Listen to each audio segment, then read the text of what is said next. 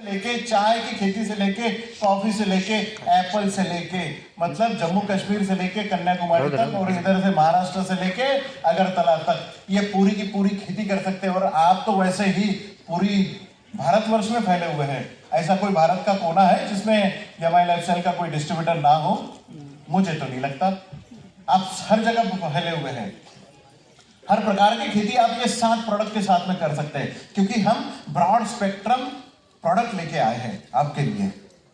कैसे काम करते हैं अपने प्रोडक्ट्स, क्या है अपने प्रोडक्ट के कंसेप्ट क्या है, ये आप समझ ले। पहले अपने सभी प्रोडक्ट्स जो है वृक्ष आयुर्वेदा कंसेप्ट इन एग्रीकल्चर इसके आधारित बनाए हैं। आपले सगळे प्रोडक्ट जे आहेत वृक्ष आयुर्वेदा कंसेप्ट इन एग्रीकल्चर, अथर्ववेदाचा वृक्ष आयुर्वेदा म्हणून एक कंसेप्ट आहे। वृक्ष आयुर्वेदा म्हणजे आयुर्वेदिक दवाइयां जो वृक्षों के एक्सट्रैक्ट से बनाई जाती है, मतलब पौधों के तेल से बनाई जाती है। मतलब ये हर्बल एक्सट्रैक्ट होता है, ये आयुर्वेदिक दवाइयां है जो आपकी पौधों के लिए, आपकी खेती के लिए इस्तेमाल किए जाते हैं। वृक्ष आयुर्वेदा कंसेप्ट इन एग्रीकल्चर ये अपना ही पुश्तैनी नॉलेज है, इसी का हमने रिसर्च किया है। रिसर्च के बारे में बहुत सारे लोगों के मन में बड़ी अटपटांग बातें होती है। रिसर्च मीन्स कोई तो भी इनोवेटिव काम करने वाला रिसर्च है, ऐसा ही है ना। रिसर्च का मीनिंग है रिसर्च, फिर से सर्चिंग करने वाला रिसर्च। ये पूरी की पूरी बातें जो है अपनी वृक्ष आयुर्वेदा कंसेप्ट में लिखी गई थी। आज वो हमने फिर से सर्च करके ये रिसर्च आपके लिए अवेलेबल कर दिया है। और ये 2011 से हमने काम करना चालू कर दिया था, और ये आज मेरी माध्यम से इंडिया में एमआई लाइफस्टाइल की तरफ से ये बिजनेस हो रहा है, और पूरी दुनिया में ये 1000 करोड़ के ऊपर में ये बिजनेस जा चुका है। 1000 करोड़ के ऊपर में। और एमआई लाइफस्टाइल के माध्यम से शायद मुझे लगता है कि हम आज अगर 300 करोड़ क्रॉस कर लिए हैं, तो शायद हो सकता है कि दिसंबर एंड तक हम 500-700 करोड़ तक ये इंडिया में चले जाए। और आपका अगर उसमें कंट्रीब्यूशन हो तब भी ठीक है, नहीं है तो लोग निकल चुके हैं, गाड़ी निकल चुकी है। आप लोग रेडी रहिएगा।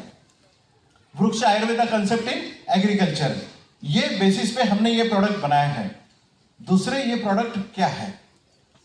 ये प्रोडक्ट किसी भी प्रकार से इसमें कोई विषैली पदार्थ नहीं है, मतलब इसमें किसी भी प्रकार के पॉइजन ट्रेसेस नहीं है, कोई केमिकल इसमें अवेलेबल नहीं है।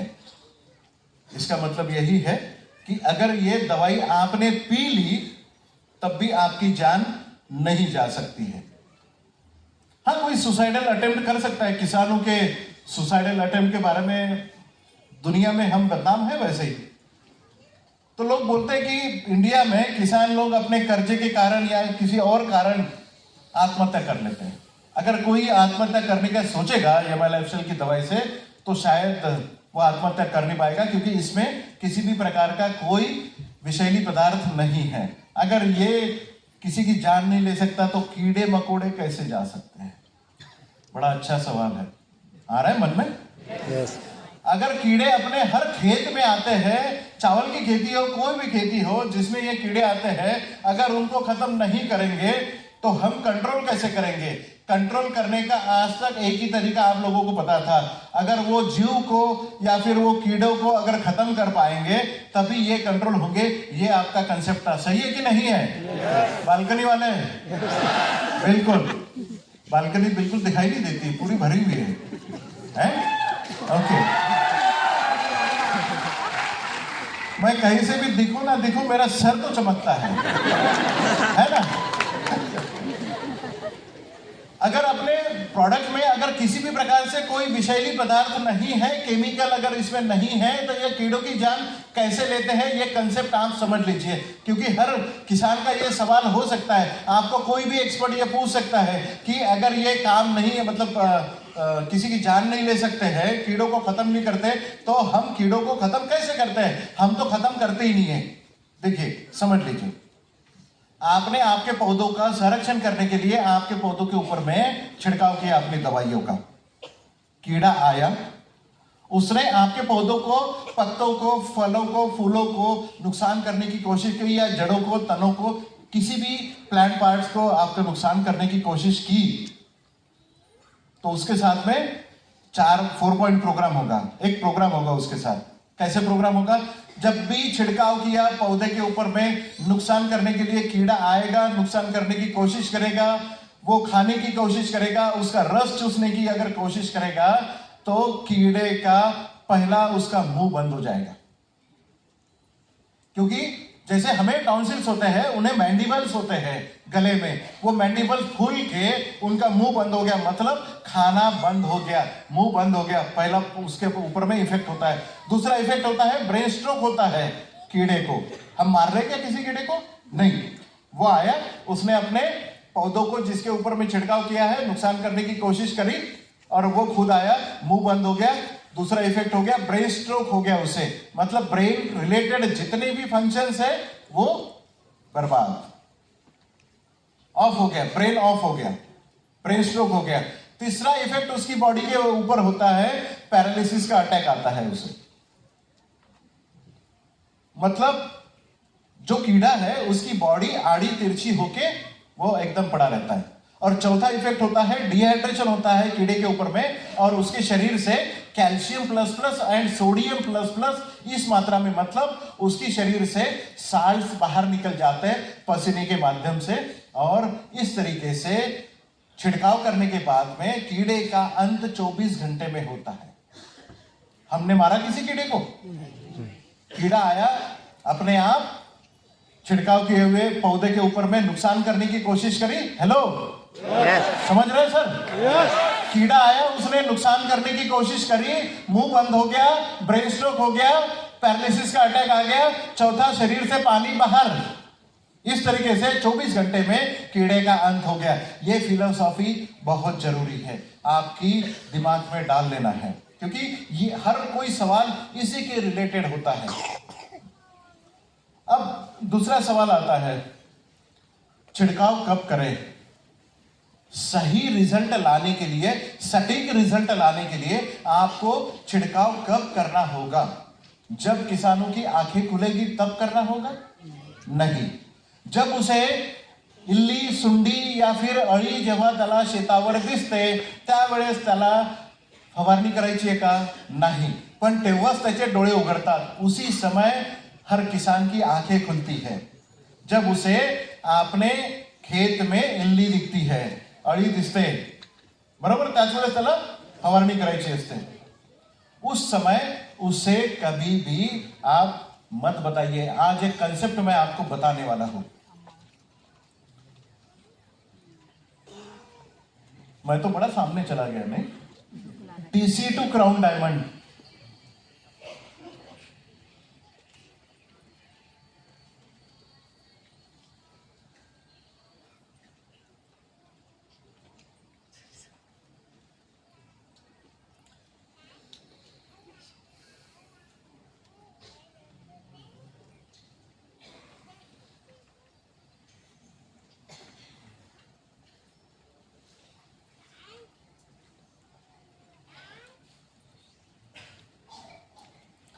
किस मार्केट में आप एंटर करने जा रहे हैं?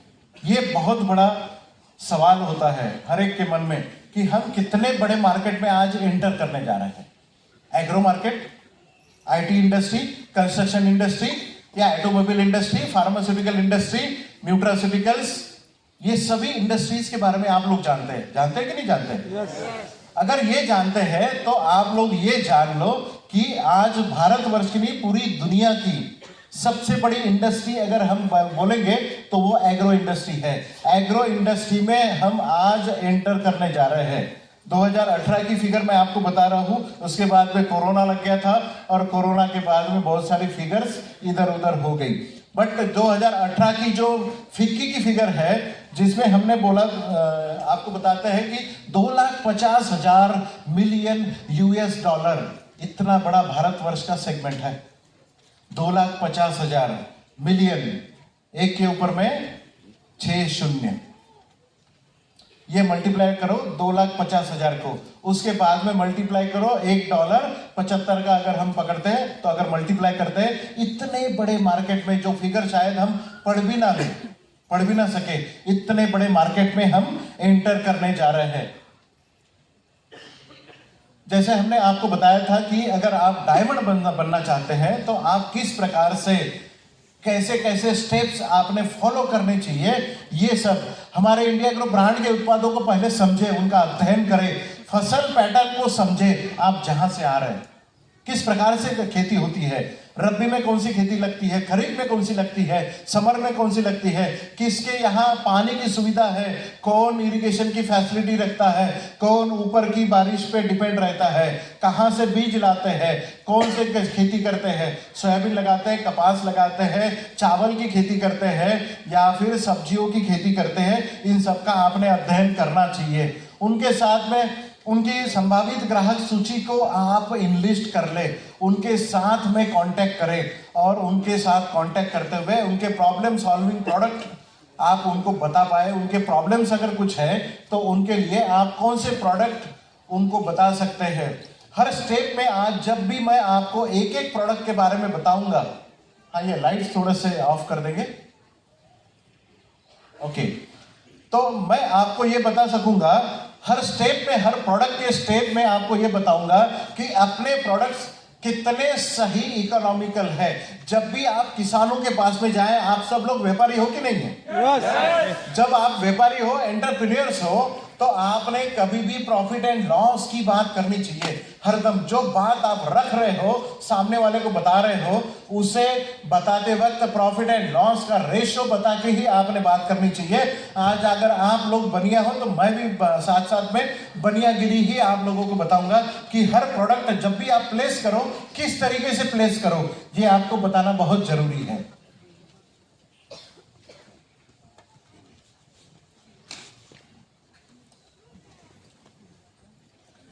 जो फिगर मैंने आपको बताई थी 2,50,000 मिलियन US$, वो फिगर का आज अगर आप देखोगे तो 55% मार्केट शेयर जो है बायोपेस्टिसाइड सेगमेंट में आता है। बायोपेस्टिसाइड मींस हम लोग बायोपेस्टिसाइड सेगमेंट में आते हैं। एक दो बातें मार्केट में बड़ी चलती है, इसके बारे में मैं आपको बताऊंगा। सेंद्रिय खेती और जैविक खेती, जैविक मुहिम, ये बताया जाता है। yes. अगर जैविक खेती क्या है, सेंद्रिय खेती क्या है, ये आप सब लोग समझ लें। सेंद्रिय खेती जो होती है, जो सेंद्रिय पदार्थों से बनती है, मतलब जो सेंद्रिय पदार्थ जिसपे किसी भी प्रकार का कोई जीवाणु या विषाणु नहीं होता है, जिसमें कोई जान नहीं होती है, मतलब ऐसे जो फर्टिलाइजर और दवाइयाँ जिसमें कोई बैक्टीरिया नहीं है, कोई वायरस नहीं है, जो आपके इच्छित रिजल्ट के लिए बनाए गए हैं, ऐसे कोई प्रोडक्ट में किसी भी प्रकार का जीव नहीं है, मतलब जैविक खाद या जैविक दवाइयाँ नहीं है, तो उसे बोला जाता है जैविक खेती। सेंद्रिय खेती जिसमें किसी भी प्रकार के जीव नहीं है, अपनी सभी दवाइयाँ ये सेंद्रिय खेती के लिए मानी जाती है। जैविक खेती के लिए लिमिटेशंस क्या होता है, ये टेम्परेचर सेंसिटिव होते हैं और सनलाइट सेंसिटिव होते हैं, फोटो सेंसिटिव होते हैं।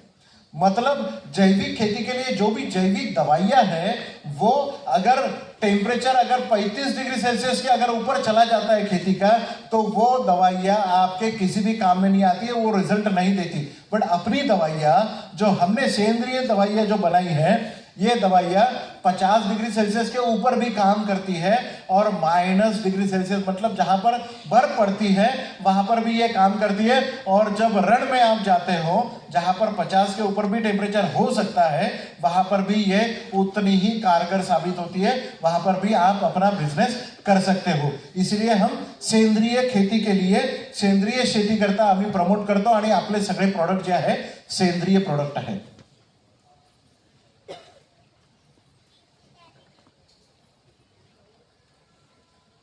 अगर जो मार्केट की साइज हमने आपको बताई थी, उसमें इंसेक्टिसाइड मतलब कीड़ों को मारने के लिए जो दवाई बनती है उसे इंसेक्टिसाइड बोलते हैं, वो इंसेक्टिसाइड 53% आते हैं। फंगीसाइड मतलब फफूंदनाशक जिसे बोलते हैं, बुरशीनाशक ज्याला म्हणतात ते 25%। हर्बिसाइड खरपतवार तणनाशक ये आता है 18% और अदर्स में 4% आता है।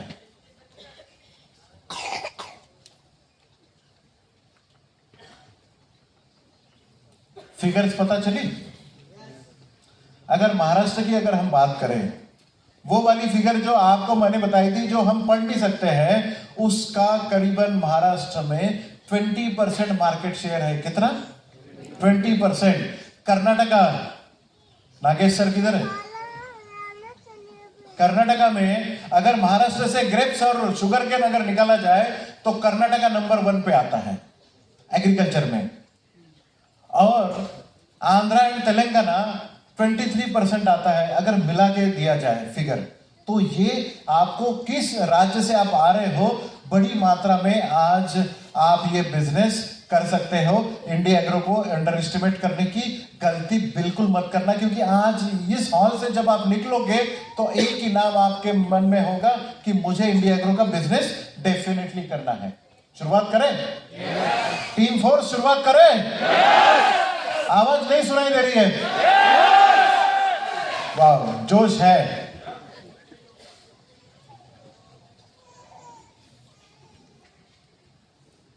अगर हम जैसे मानते हैं कि हम लोग बोलते हैं कि अपने प्रोडक्ट्स ऑर्गेनिक है, ऑर्गेनिक एग्रीकल्चर के लिए ये बनाए गए हैं, ये सुटेबल होते हैं, किसी भी प्रकार से कोई भी केमिकल की दवाई का इस्तेमाल कर रहे हैं, केमिकल खाद का अगर इस्तेमाल कर रहा है, उसे क्या हम इमीडिएटली अपने प्रोडक्ट दे सकते हैं? हाँ, इमीडिएटली हम अपने प्रोडक्ट उसे दे सकते हैं। अपने कोई भी प्रोडक्ट किसी भी केमिकल में मिलाए जा सकते हैं। हम आज आपको बता दें, आज हम किसी भी प्रकार से कोई भी फर्टिलाइजर का विकल्प आपको नहीं बताने वाले हैं। हम फर्टिलाइजर का कोई विकल्प आपको नहीं बताने वाले हैं, बट एक बात आप समझ लो, इस साल जो 7 प्रोडक्ट दिए हैं, अगले साल हम यूरिया, जानते हैं आप लोग? यूरिया, डीएपी या फिर ऐसे खाद के बारे में आप जरूर जानते होंगे, जो किसानों के किसानी के लिए बहुत जरूरी होते हैं। अगले साल से कोई किसान यूरिया नहीं मांगेगा। कोई किसान डीएपी की बैग नहीं मांगेगा, क्योंकि हम अगले साल में यूरिया एंड डीएपी का एब्सोल्यूट अल्टरनेटिव देने वाले हैं नैनो टेक्नोलॉजी के साथ में। खरपतवार के बारे में जानते हैं? खरपतवार, तणनाशक, खरपतवार जिसे बोला जाता है, आज पूरी दुनिया में बैन हो रहा है। ग्लाइफोसेट जिसका नाम है, जिसमें मैं काम करता था, उस कंपनी में मैं काम करता था। मतलब अगर घास फूस को मारने की ये दवाई है, कितना बड़ा मार्केट है पता है सर आपको? 7.5 लाख करोड़ का मार्केट है इंडिया का। कितना बड़ा मार्केट है? 7.5 लाख करोड़। हर किसान को घास फूस की समस्या है, वो कैसे इससे बाहर निकले? क्योंकि आजकल डे टू डे एक्टिविटीज में लेबर्स नहीं मिल रहे हैं। आप घास फूस निकालने के लिए दवाई मारते हैं, बट जो दवाई आज मार्केट में है उससे आपकी जमीन भी बेकार हो रही है, आप भी कैंसरस हो रहे हैं, और आप जो उपज निकल रही है उसमें भी कैंसरस एलिमेंट्स पाए जाते हैं। पूरी दुनिया वेट कर रही है कि खरपतवार के लिए ऑर्गेनिक सॉल्यूशन कोई दे पाएगा। अगला साल याद रखिए, 2023 यमाई लाइफस्टाइल ऑर्गेनिक तणनाशक, ऑर्गेनिक वीडिसाइड लॉन्च करने जा रहा है। पूरा का पूरा 7.5 लाख करोड़ का मार्केट आपके लिए इंतजार कर रहा है बॉस। 7.5 लाख करोड़ का मार्केट आपका इंतजार कर रहा है। बस आपको खाली इतना बोलना है, ये दवाई है। जब यमाई लाइफस्टाइल ये लॉन्च करेगी, भारत सरकार केमिकल वीडिसाइड को बैन करेगी। उसके बाद में एक ही विकल्प है, घास फूस को मारना है, यमाई लाइफस्टाइल के डिस्ट्रीब्यूटर के पास जाना है। बस एक ही काम करना है सर। फिर उसके बाद में लाते रहो, बेचते रहो, बस एक ही काम करना है। घर में बैठो, आपके पास किसान आएगा, उसे घास फूस मारने की दवाई, तण मारण्याची औषध, तणनाशक तुम्हाला घर बसल्या लोक येणार आहेत। यूरिया, डीएपी, इसके बाद में किसी ने मर्सिडीज बेंज ली, जगवार ली, ये बात पूछने की बजाय किसके घर में 407 आया, 207 आया, छोटा हाथी आया, ये लेना पड़ेगा। एग्रो का बिजनेस इसी ट्रक से होगा। ट्रक लेना चालू करो। बॉम्बे की हर गली में ट्रक लगेंगे यमाइल एक्सेल के। सप्लाई करना है ना बॉस, हर एक के घर में एक गोडाउन होगा, क्योंकि एग्रो का बिजनेस करना है तो गोडाउन लेना पड़ेगा। घर में बड़ी जगह लेनी पड़ेगी। मर्सिडीज बेंज ठीक है रखो, जरूरत नहीं है। 207 लेना पड़ेगा, 407 लेना पड़ेगा। छोटा हाथी लेके आपको फील्ड में जाना पड़ेगा, क्योंकि वही काम में आने वाला है। क्योंकि किसान फर्टिलाइजर लेगा कहां से, तणनाशक लेगा कहां से, आप ही से लेना है। अगले साल हम इसमें भी आ रहे हैं। कौन बताता है, कौन सर्टिफाई करता है कि हम ऑर्गेनिक है? ये सर्टिफाई करने के लिए अपेडा एक्रेडिटेड, अपेडा एक गवर्नमेंट ऑफ इंडिया की ऑर्गेनिक सर्टिफिकेशन बॉडी है। अपेडा APEDA, अपेडा एक्रेडिटेड बायोसर्ट इंटरनेशनल की तरफ से हमें 2 सर्टिफिकेशन मिले हैं। ये साबित करते हैं कि हमारी प्रोडक्ट्स ऑर्गेनिक है। और ये 2 सर्टिफिकेट पाने वाली भारत में सिर्फ और सिर्फ यमाइल एफएसएल एकमात्र कंपनी है। कौन कौन सा सर्टिफिकेशन है अपने पास में? अपने पास में पहला सर्टिफिकेशन है NPOP, national programme of organic products.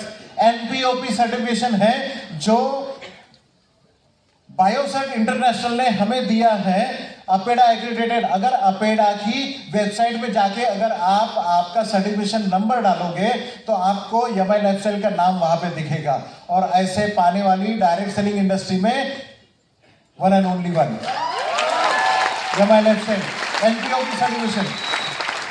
दूसरा सर्टिफिकेशन है, हम लोग तो यहां पर है, हो सकता है कि बहुत सारे यहाँ के लोगों का कुछ दोस्त लोग पूरी दुनिया में रहते हो, वहां पर भी खेती करते हो। आप लोगों को पता है केनिया में, अफ्रीका में ऐसी बहुत सारी कंट्रीज है, पूर्व अफ्रीका में ऐसी बहुत सारी कंट्रीज है जहां पर हिंदी सेकंड लैंग्वेज हो गई है। कितनी? हिंदी सेकंड। केनिया में गुजराती सेकंड लैंग्वेज है sir.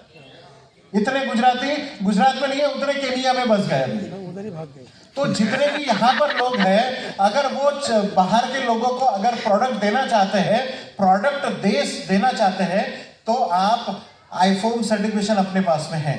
International forum of organic agriculture and material, IFOAM। ये सर्टिफिकेशन के अंडर में आप भारत से किसी भी दुनिया के किसी भी कोने में आपका दोस्त अगर खेती कर रहा हो या फिर कोई भी गोरा काला खेती कर रहा हो, उसे भी आप आपके प्रोडक्ट्स भेज सकते हैं। ऐसा कोई प्रोडक्ट था आपके पास में इसके पहले कि आप यहां से 95 भेज पाएंगे ना? पहली बार इंडिया एग्रो के माध्यम से आप पूरी दुनिया में आपकी आईडी निकाल सकते हैं।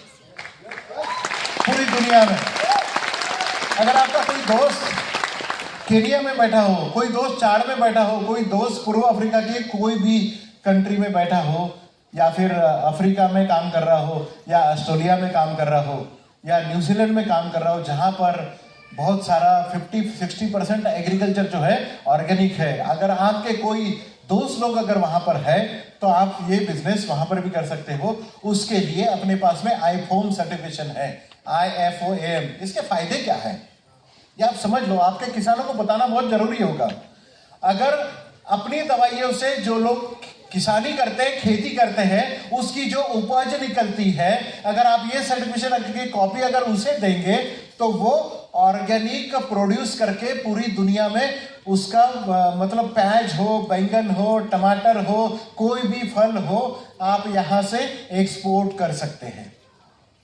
अगर कोई किसान चाहता है कि मेरे अंगूर जो है एक्सपोर्ट करने हैं, मेरे अनार जो है वो एक्सपोर्ट करने हैं, प्याज अगर एक्सपोर्ट करना है, चावल एक्सपोर्ट, सर अभी तो चावल भी एक्सपोर्ट हो रहा है अपने यहाँ से, गेहूं भी एक्सपोर्ट हो रहा है, पूरी दुनिया में वैसी ही बनी पड़ी है सबकी।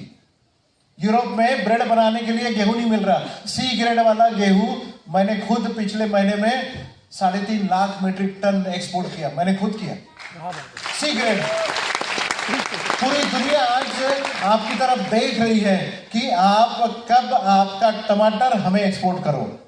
अगर उसे एक्सपोर्ट करना है तो किसानों को खाली आपका सर्टिफिकेशन दे दो, उसे बोलना कि पूरी टमाटर की खेती या फिर पूरी जो खेती आपको करनी है वो हमारे प्रोडक्ट के साथ में करनी है, साथ में ये सर्टिफिकेशन मिल जाए तो आईफोम सर्टिफिकेशन के साथ में वो इजीली एक्सपोर्ट कर सकते हैं। ये यूएसपी हुआ कि नहीं हुआ? Yes yes. अगर कोई एक्सपोर्टर है, कोई एक्सपोर्ट करने वाले किसान है, तो उसे अप्रोच करने के लिए बड़ा आसान है। हमारे प्रोडक्ट एक्सपोर्ट के लायक है। आपकी किसी भी, अगर मैं आज आपको बताता हूं, अगर स्वीट कॉर्न किसी के पास में है, स्वीट कॉर्न की खेती अगर कोई करता है, करना चाहता है, एमपी में बड़ा चल रहा है आजकल, स्वीट कॉर्न की खेती बड़ी चल रही है। स्वीट कॉर्न की खेती अगर आप किसानों को बोलेंगे कि अपने प्रोडक्ट के साथ में कोई किसान खेती करता है, तो पूरा का पूरा स्वीट कॉर्न मैं लेने के लिए तैयार हूं। मार्केट से 10 रुपए ज्यादा दूंगा।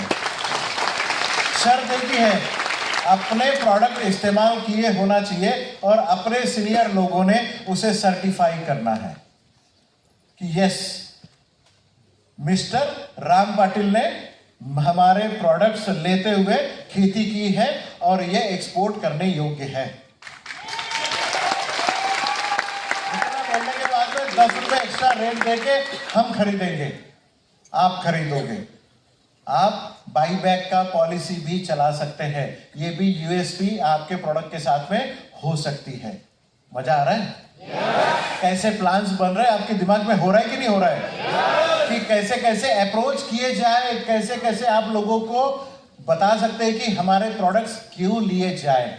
ये सब आपके लिए डेफिनेटली हो सकता है। ये एनपीओपी और आईफोन सर्टिफिकेशन हमारे पास में है। एक सवाल आपके मन में अब जरूर आता होगा, ये कीड़े कितने प्रकार के होते हैं? अलग अलग प्रकार के कीड़े आपके खेती के ऊपर में आते हैं, और ये कितने प्रकार होते हैं, ये कहां से आते हैं, कहां जाते हैं, नुकसान कब करते हैं, इन सबको समझना बहुत जरूरी है। आपको बता दूं, पूरी भारतवर्ष में 1078 फैमिली के कीड़े होते हैं। कितने? 1078 फैमिली के कीड़े। ये तो फैमिली होगी। समझने के लिए आप ये समझ लीजिए कि ये प्रोडक्ट्स 1078 सरनेम के लोग हैं। सरनेम अलग अलग प्रकार के नुकसान करने वाले, बट ये सरनेम के नुकसान करने वाले जो कीड़े हैं वो करीबन 12,000 किस्म के कीड़े हैं। हर एक कीड़े के बारे में अगर एग्रो का बिजनेस करना है तो जानना बहुत जरूरी है। 12,000 कीड़ों के बारे में आज हम बात करेंगे। 4 दिन रुकना पड़ेगा यहाँ पर। बड़ा टेंशन आ गया ना? अब ये बंदा 12,000 कीड़ों के बारे में आपको बताएगा ना। हम लोगों ने पहले आपको बताया कि ब्रॉड स्पेक्ट्रम, अगले 2 घंटे में खत्म करूंगा। इतना ही एग्रीकल्चर आपको सिखा के जाऊंगा जो आपको जरूरी है। उससे ज्यादा सिखाऊंगा नहीं तो मुझे कौन बुलाएगा फिर से यहाँ पर, है ना, एग्रीकल्चर सिखाने के लिए। तो ये कीड़े आते कहां से है, जाते कहां है, इनकी उत्पत्ति कैसे होती है, इनकी तैयारी, इनको कंट्रोल कैसे किया जाए। 12,000 प्रकार के कीड़ों के बारे में बात कर रहे हैं। सुनिए, कीड़े कहां से आते हैं, कहां जाते हैं। हर कीड़े के पीछे में एक बटरफ्लाई होती है। यहां पर दिख रही है, सुंदर है। हर सुंदर चीज जो इस दुनिया में है बड़ी डेंजर होती है। हाँ, बिल्कुल सही है। हर कोई चीज जो आपको इस स्टेज पे दिख रही है, ये जो तितली बड़ी सुंदर दिख रही है, ये कारण होता है हर कीड़े के पीछे में अलग अलग प्रकार की तितलियां होती है, अलग अलग प्रकारचे फुलपाखरू असतात जे तुमच्या शेतावर येतात, तुमच्या वेगवेगळ्या, तुम्हाला किती छान वाटतं? यस, बहुत खूबसूरत तितली है, बच्चे भी उसे पकड़ने के लिए जाते हैं। बट जहां जिस खेत में आपको तितली दिखती है, समझ लेना अगले 8 से 10 दिनों में आपके खेत में नुकसान शुरू हो जाएगा। अमावस के बारे में जानते हैं आप लोग? पूर्णमासी के बारे में भी जानते हैं ना? ये कैलेंडर में लिखा होता है। ये जीवन मरण के साथ में जुड़ा हुआ साइंस है। मैं कुछ आपको स्टोरी नहीं बता रहा हूं, बट अमावस के दिनों में जितने भी जीव इस धरती तला पे है, इस धरती पे जितने जीव है, इन जीवों की उत्पत्ति, मल्टीप्लिकेशन ये अमावस के दिनों में होता है। Including human being also. क्या कारण है मुझे नहीं पता, बट ये साइंस है।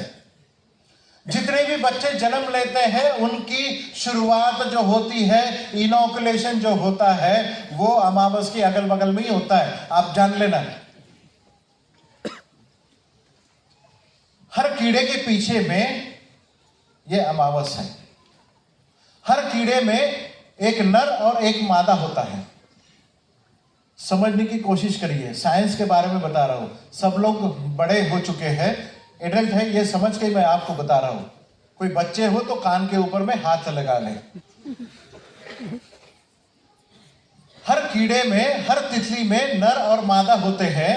अमावस के दिन में एक दिन पहले, अमावस के दिन और एक दिन बाद, मतलब अमावस की अगल बगल के 3 दिन आप पकड़ लीजिए। इन दिनों में नर और मादा का मिलन होता है और मिलन होने के बाद में नर बटरफ्लाई इमीडिएटली मर जाती है।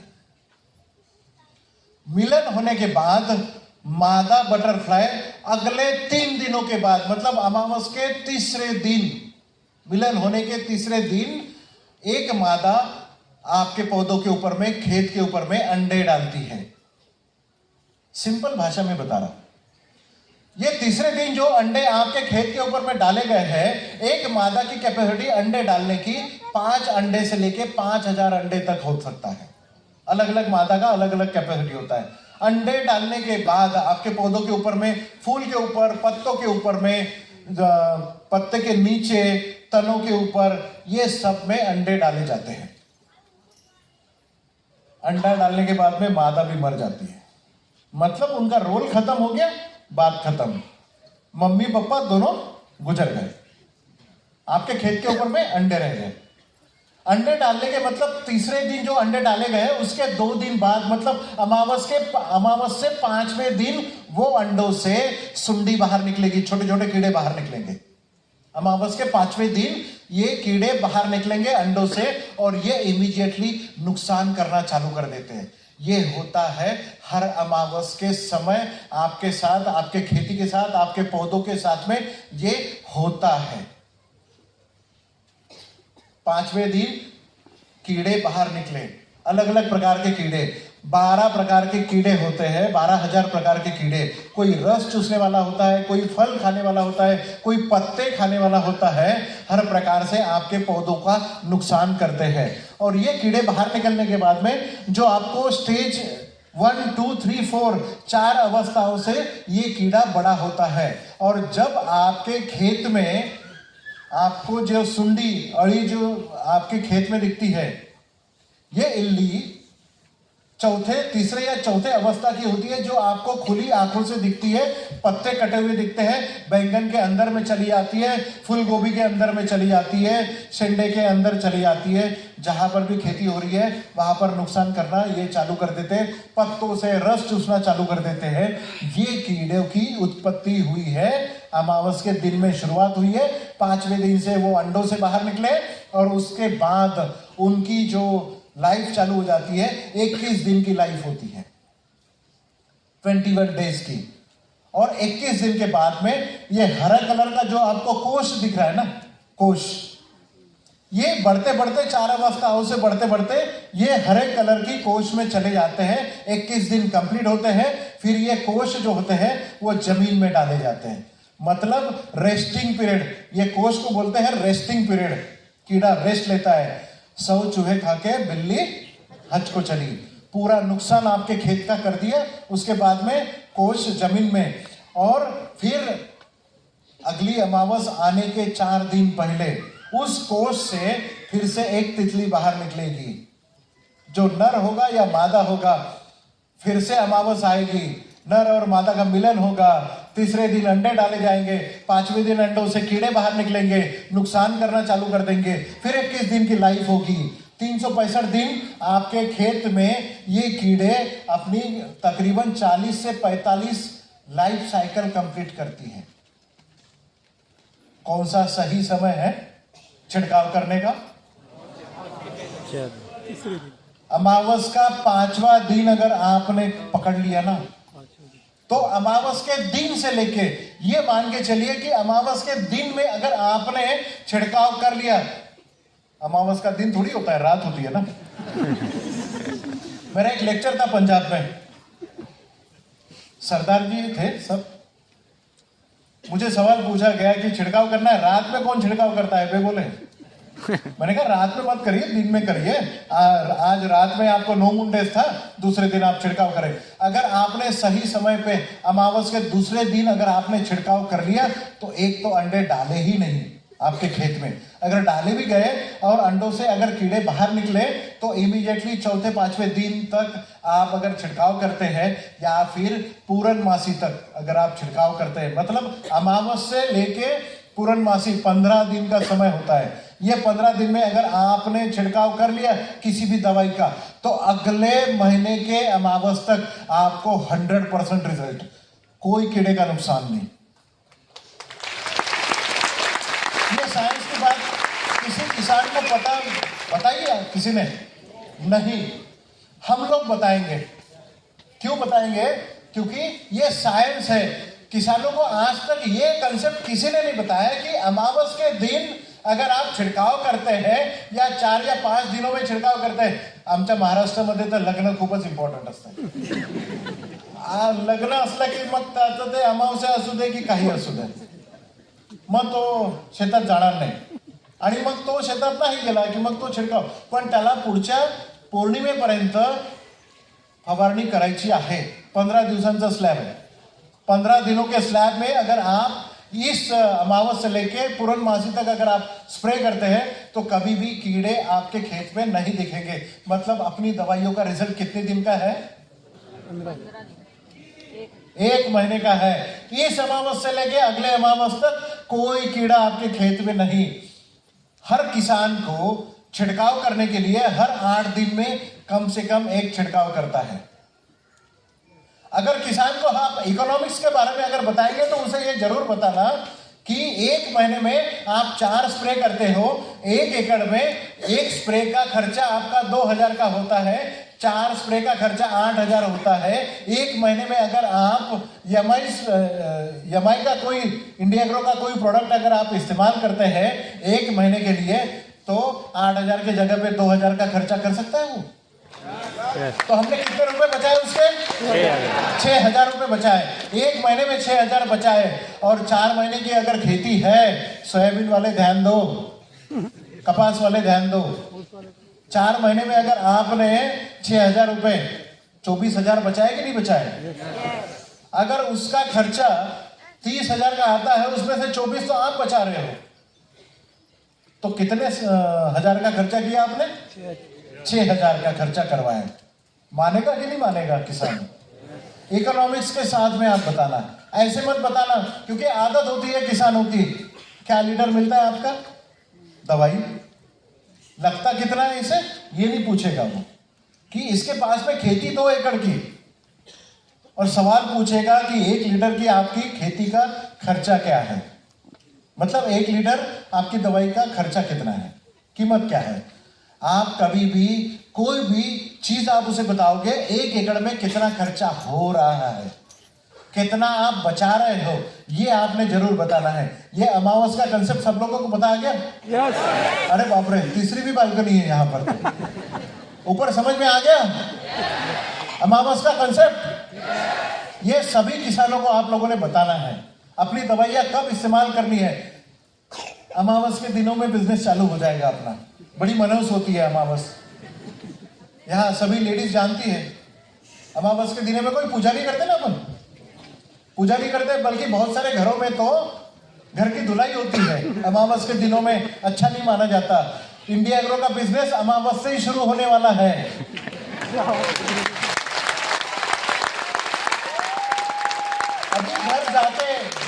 अभी घर जाके जिनके पास में कैलेंडर्स हैं, एक अमावस को सर्कल करके रखो पूरे साल भर के। हर महीने की अमावस आ गई तो इंडिया एग्रो की जो लिस्ट आपने बनाई है, जो 5 गांवों के किसानों की लिस्ट आपने बनाई है, उन गांव में उन किसानों के पास में अमावस के 5वें दिन पहले तक आपका प्रोडक्ट पहुंच जाना चाहिए। कर पाओगे? इतना तो करना ही पड़ेगा अगर डायमंड बनना होगा तो। कैलेंडर में सर्कल करना पड़ेगा, 5वां दिन पहले आपको करना पड़ेगा। वो दवाई आपको पीयूसी से लेके इंडिया ऑफिस से लेके गोडाउन में मिल रहा है कि नहीं मिल रहा है। स्टॉक के बारे में मैं एक स्टेटमेंट आज आपको बता दूं। सबके मन में एक बड़ा सवाल आता होगा, काम तो हम करते हैं, फील्ड में जाएंगे, सब कुछ करेंगे, स्टॉक मिलेगा कि नहीं मिलेगा? सवाल आएगा। आप जितना मांगोगे उतना मटेरियल मिलेगा। आपने आज बात करी, 48 घंटे में आपके डोर स्टेप पे मटेरियल मिलेगा, इतना आज वर्ड मैं आपको बता दे रहा हूं। कोई प्रोडक्ट की कमी नहीं है। जहां से ऑर्डर आ रही है वहां मटेरियल जा रहा है। ऐसे ही हमने 300 करोड़ थोड़ी अचीव किया है बिना सप्लाई। 2 महीने में 300 करोड़ का मटेरियल सप्लाई हुआ है। 2 महीने में, जब से लॉन्च किया है तब से। स्टॉक की कोई कमी नहीं है, सिर्फ आपकी शुरुआत करने की चाहत होनी चाहिए, बात होनी चाहिए। 48 घंटे में आपके डोर स्टेप पे मटेरियल मिल जाएगा।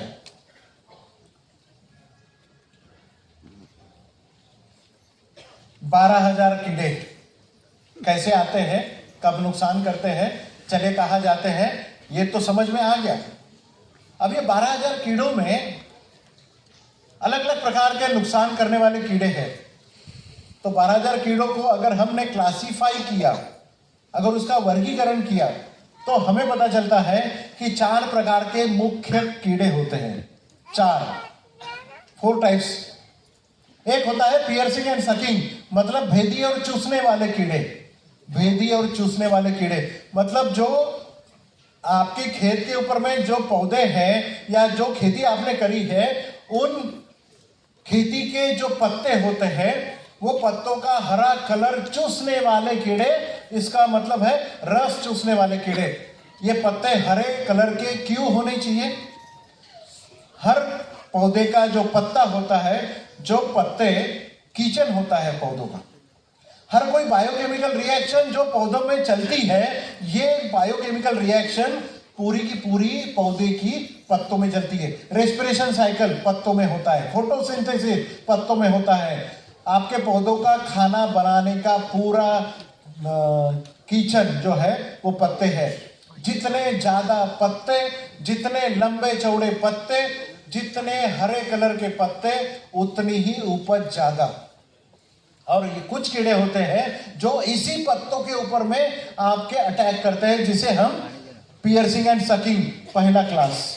दूसरा क्लास होता है च्यूइंग एंड बाइटिंग टाइप, मतलब काटने और चबाने वाले कीड़े। मतलब आपके फल के अंदर जाने वाले, गोभी के अंदर, बैंगन के अंदर में सुंडिया जो आपको दिखती है, अळी जिथे जिथे तुम्हाला दिसते, केसाळ अळी असू द्या किंवा उंट अळी असू द्या, कोणत्याही प्रकारच्या किसी भी प्रकार से, किसी भी प्रकार की जो इल्ली होती है, सुंडी होती है, इन सभी सेगमेंट ये दूसरे च्यूइंग एंड बाइटिंग टाइप में आता है।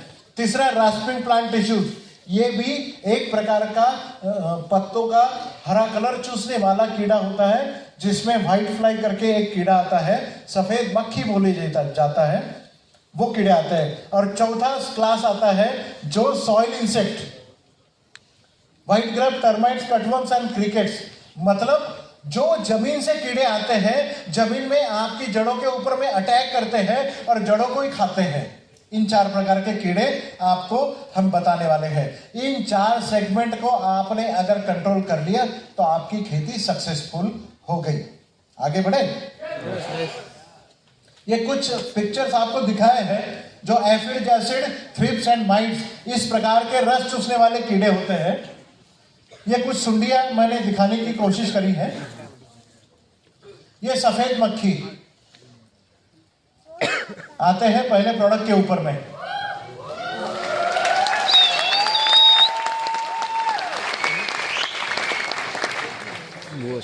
बीज जमीन में लगवाए जाते हैं, तो शुरुआत जमीन से आने वाले कीड़ों के साथ में करें। जमीन से जो कीड़े आते हैं, जो जमीन में, आपने देखा होगा कि इंसेक्ट के बारे में मैंने आपको बताया था कि कोश भी जमीन में डाले जाते हैं। मतलब हर कीड़े की उत्पत्ति जो होती है, शुरुआत जो होती है, वो जमीन से होती है। जमीन से जो कीड़े आते हैं और आपके खेतों के ऊपर में, आपके पौधों के ऊपर में अलग अलग प्रकार से, अलग अलग समय पर अटैक करते हैं। अगर जमीन को आपने सॉइल सैनिटाइजेशन किया, मतलब जमीन को आपने सैनिटाइज कर लिया, तो डेफिनेटली आपके खेत में आने वाले कीड़ों की संख्या कम हो जाएगी। भूअस्त्र सुपर, पहले प्रोडक्ट का नाम है भूअस्त्र सुपर। ये जमीन से आने वाले कीड़ों के कंट्रोल करने के लिए है। अब जमीन से आने वाले नुकसानदायक बहुत सारे कीड़े होते हैं, जिसे हम सफेद लट बोलते हैं, व्हाइट ग्रब। एमपी से किन कुछ लोग आए हैं यहाँ पर। सोयाबीन की खेती में पिछले साल जो लोग सोयाबीन की खेती में काम कर रहे थे, उन्हें पता चला होगा कि गोबर खाद के जो कीड़े होते हैं ना, 1-1 इंच भर जमीन में आपने ऐसी मट्टी करी कि 2-4 सफेद लट निकल जाती थी वहां पर। इतना ज्यादा हेवी अटैक था, क्योंकि पिछले 3 साल पहले तक जो सॉइल इंसेक्टिसाइड मार्केट में यूज करते थे, जिसका नाम फोरेट था, फोरेट थाइमेट बोला जाता था, ये बैन कर चुका है। मतलब गवर्नमेंट ऑफ इंडिया ने बैन कर दिया है, क्योंकि ये रेड ट्रायंगल वाला था, बड़ा पॉइजनस मॉलिक्यूल था। गवर्नमेंट ऑफ इंडिया ने इसे बैन कर दिया। बहुत सारे मॉलिक्यूल वैसे बैन कर दिए हैं।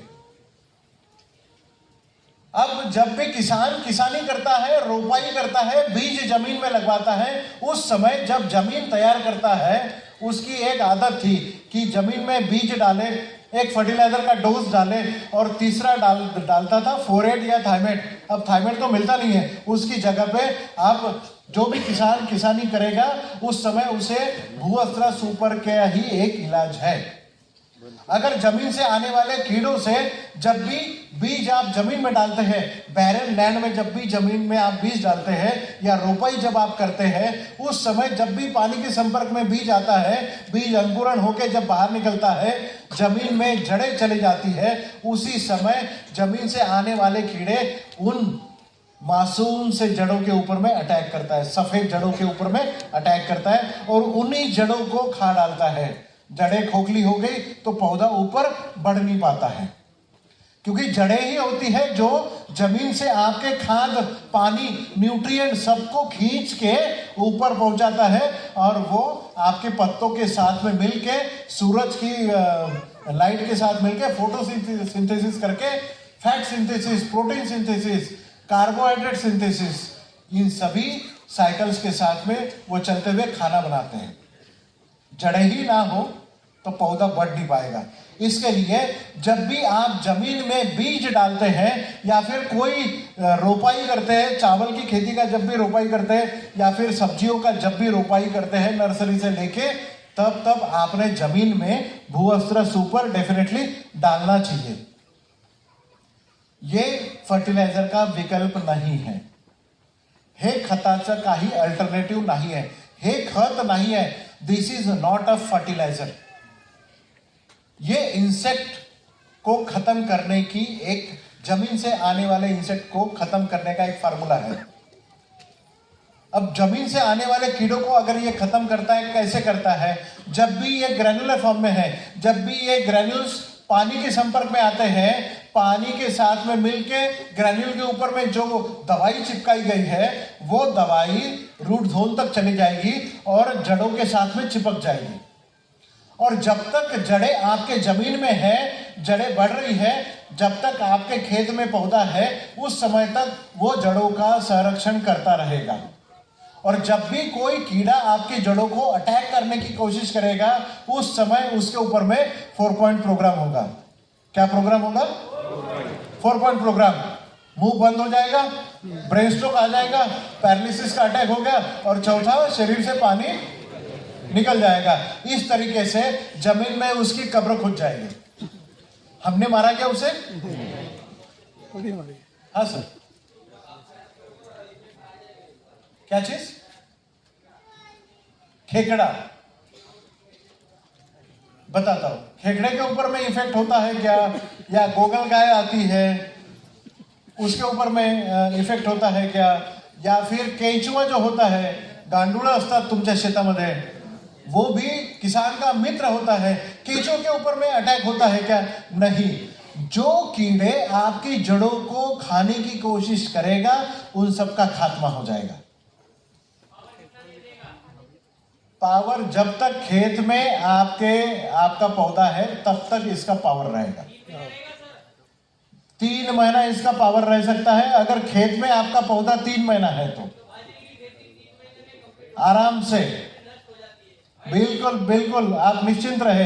एक बार डाले 3 महीने तक आपके जड़ों के साथ में वो बाजरे के पौधे के साथ में चिपका रहेगा। जड़ों के साथ में जड़ें जितनी अंदर तक चली जाएगी उसके साथ साथ वो भी बढ़ते रहेंगे, बट उसी के साथ में चिपका रहेगा। अब दूसरी बात, केचुओं को क्यों नुकसान नहीं करता? गांडुळांना नुकसान का नहीं करत? केचुए कभी भी आपकी जड़ों को नुकसान नहीं करते। केचुए जमीन में जो मट्टी होती है या फिर नीचे गिरे हुए जो पत्ते होते हैं, मतलब ऑर्गेनिक मैटर होता है, उसी को खाता है और उसी को छोड़ता है। इसीलिए बोलते हैं ना कि केचुए जिस जमीन में है फर्टिलाइजर की मात्रा कम लगती है।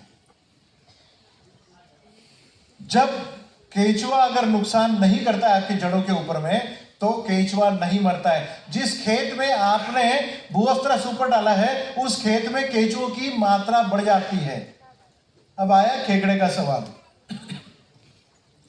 केकड़ा आपकी जड़ों को नुकसान पहुंचाता है।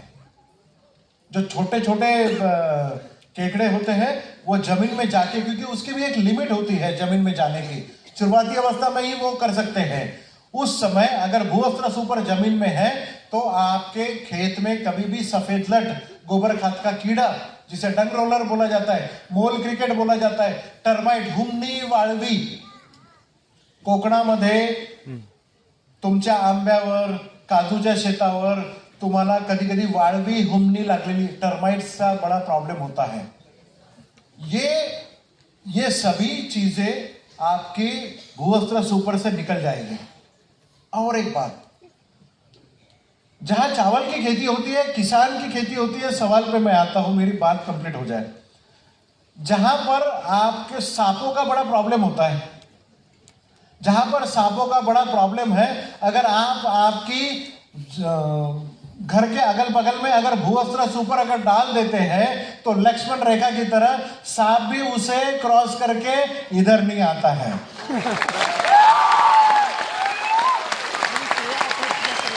मतलब आप कुछ हद तक बचे रह सकते हैं। बहुत सारे लोगों के कोकन एरिया में घर होते हैं ना, और बॉम्बे में रहते हैं लोग, कोकन में चले जाते हैं बारिश का मजा लूटने के लिए और बीच में ही सांप निकल जाता है।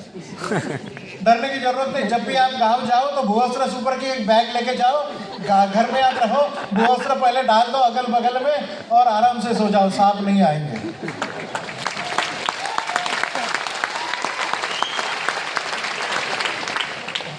कोकन एरिया में बहुत सारे पेड़ के ऊपर में चींटियों का बड़ा प्रॉब्लम होता है, लाल चींटियों का बड़ा प्रॉब्लम होता है। जहां जहां लाल चींटियों का प्रॉब्लम है वहां पर भी आप इसे डाल सकते हैं। आप एग्रो का बिजनेस मुंबई में भी कर सकते हैं। कैसे कर सकते हैं ये मैं एक एक प्रोडक्ट के साथ में आपको बताऊंगा। बॉम्बे में भी ये बिकता है, गमलों के साथ में बिकता है, सबके लिए मैं बताऊंगा। तुमचा काहीतरी प्रश्न होता?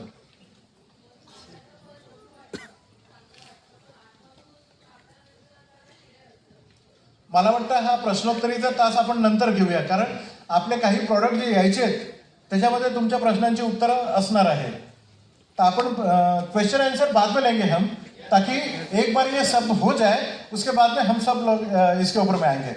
Thank you ma'am. इस प्रोडक्ट के बारे में जो भी सवाल आपके मन में हो वो लिख के रखें और उसके बारे में आप लोग हम बाद में बात करेंगे। 1 एकड़ में अगर आपकी खेती अगर 3 या 4 महीने की, मतलब 120 दिन से 150 दिन तक अगर आपकी खेती है, तो उन जैसी खेती में आपको 1 एकड़ में 4 किलो डालना है, मतलब 2 बैग आपको डालनी है। बहुत सारा फायदा होता है। ये फाइटोटॉनिक इफेक्ट भी देता है। जब भी आप जमीन में इसे डालते हैं, ये फर्टिलाइजर के डोज के साथ भी डाला जा सकता है। जमीन जब तैयार करते हो तब भी आप इसे डाल सकते हो। बीज लगवाते समय बीज के साथ भी आप इसे डाल सकते हो। रोपाई करते समय भी आप इसे डाल सकते हो, या फिर ये जमीन में आपको रोपाई होने के बाद या बीज अंकुरण होने के 1 महीने तक आप इसे डाल सकते हो। ना, बताता हूं। इसको पानी के साथ में यूज तो डेफिनेटली करना है। पानी के साथ मतलब ये छिड़काव करने वाली दवाई नहीं है, ये आपको ब्रॉडकास्ट करनी, फैलाने वाली दवाई है। 1 एकड़ में 4 किलो अगर डालना है तो आप कैसे डालोगे, क्योंकि फैलेगा नहीं ना। 4 किलो 1 एकड़ में डालना है। उसमें आप क्या करो, 10-15 किलो आप मट्टी ले लो या रेत ले लो, उसके साथ में इसको मिला के, या फर्टिलाइजर का जो पहला डोज डालता है किसान, उस फर्टिलाइजर के डोज के साथ में इसको मिला लो और आप पूरी खेत में इसको फैला दो। ब्रॉडकास्ट करना है, ऐसे फेंकना है या फिर ऐसे डालना है, और उसके बाद में हल भी चलाया जा सकता है। कैसा भी हो, पानी के संपर्क में जब आएगा तब इसमें ऊपर में चिपकी हुई दवाई आपके रूट जोन तक जाएगी, जड़ों के साथ में चिपक जाएगी, और जब तक आपके पूरा खेत बाहर नहीं निकलता, आपका बाजरा जब तक बाहर नहीं निकलता, मक्का बाहर नहीं निकलता, सोयाबीन बाहर नहीं निकलता, कपास की खेती जब तक बाहर नहीं निकलती है, उस समय तक 150 दिन तक, मतलब 4 से 5 महीने की जो खेती होती है, उसके लिए 4 किलो डालना है, मतलब 2 बैग डालनी है। अब बहुत सारे लोग गन्ने की खेती भी करते हैं। यस। गन्ने की खेती करते हैं। गन्ने की खेती में या आपकी बनाना की खेती, केले की खेती हो गई, या फिर अनार की खेती हो गई, संतरे की खेती हो गई, मौसमी की, नींबू की, या सालों साल चलने वाली जो खेती है, उस समय आपको बाहर ट्रीटमेंट जब आपकी देते हैं, बाहर ट्रीटमेंट के समय आपको एक पेड़ को 100 ग्राम इस हिसाब से आपको देना है। और गन्ने की खेती में या फिर आपके केले की खेती में साल में 2 बार आपको 4-4 किलो देना है। पहले शुरुआती अवस्था में जब भी आप ये गन्ना या केले लगा रहे हैं, उस समय आपको देना है, और 5 महीने के बाद में फिर से आपको 1 डोज देना है फर्टिलाइजर के साथ में। जहां पे ड्रीपर लगे हैं ना, ड्रीपर्स, उस समय उस जगह पे आपको इसको डालना है, और वो आपको साल में 2 बार एप्लीकेशन करना है। आम की खेती के लिए भी 2 बार एप्लीकेशन करना है आपको। कौन सा? जीरा की खेती के लिए 1 बार एप्लीकेशन करना है, जब जीरो आप डाल रहे हैं, जमीन में जब डाल रहे हैं उसी समय। सॉरी, मैं तो सिर्फ साइंटिस्ट हूं, टेक्निकल बातें जानता हूं, कीमत के बारे में बिल्कुल नहीं जानता। बट इतना जरूर जानता हूं सर,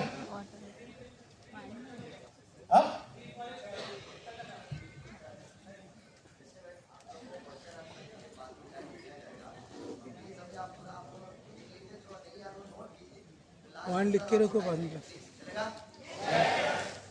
हो सकता है कि इसमें आप अपनी मेरी लय टूट जाए बात करने की। पहले आप सभी प्रोडक्ट के बारे में जान लें।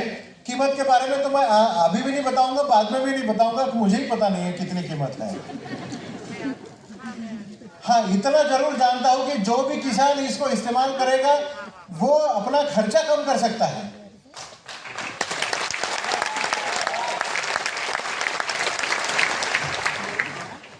ये सफेद लट आपने देखी होगी कभी खेती में? जो भी किसान खेती करते हैं, टर्माइट, सुंडी, वाळवी, कोकन एरिया में, गोवा एरिया में जहां पर ज्यादा बारिश होती है, वहां पर टर्माइट्स का बड़ा प्रॉब्लम होता है। आपका फर्नीचर भी चला जाता है। जहां पर भी आपको फर्नीचर, या गांव में भी जहां पर आपको इसका प्रॉब्लम होता है, आपने भूअस्त्र सुपर वहां पर डालना चाहिए। हाँ, अब और एक बात, अगर आपके फर्नीचर को अगर वाळवी लग रही है या टर्माइट लग रहा है, तो आप भूअस्त्र सुपर का पानी करके उस फर्नीचर को आप गीला कर सकते हो, डेफिनेटली कर सकते हो, और आपके फर्नीचर को बचाया जा सकता है। बॉम्बे में यह बड़ी प्रॉब्लम है ना? बॉम्बे में आप इसका बिजनेस कर सकते हो, और भी बॉम्बे में बहुत सारे बिजनेस करने के तरीके जो मैं आपको बताऊंगा। ग्रो मैजिक एडवांस अगला प्रोडक्ट, जमीन वाला पहला प्रोडक्ट हमने आपको बताया कि भूअस्त्र सुपर। अब जब आपका पौधा अंकुरण होके ऊपर आएगा, उस समय ग्रो मैजिक एडवांस आपको डालना है। Sorry, grow magic advance fertiliser के पहले डोज के साथ में आपको इसका पहला एप्लीकेशन करना है।